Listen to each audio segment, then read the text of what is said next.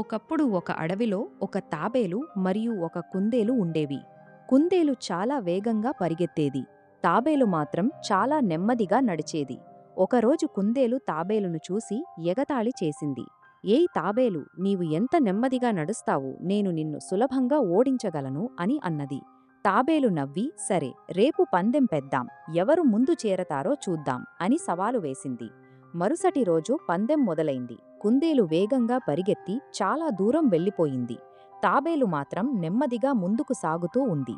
కుందేలు అలసిపోయి, తాబేలు ఇంకా చాలా దూరంలో ఉంది, కాస్త విశ్రాంతి తీసుకుందాం అని ఒక చెట్టు కింద పడుకుని నిద్రపోయింది. తాబేలు మాత్రం ఆగకుండా నడుస్తూ ముందుకు సాగి గెలుపు గీతను దాటేసింది. కుందేలు మేల్కొని చూసేసరికి తాబేలు ఇప్పటికే గెలిచి ఉంది. కుందేలు సిగ్గుపడిపోయింది. ఈ కథ నుంచి మనం నేర్చుకోవలసిన నీతి ఏమిటంటే, నెమ్మదిగా ఉన్నా నిలకడగా కృషి చేస్తే విజయం సాధించవచ్చు. అహంకారం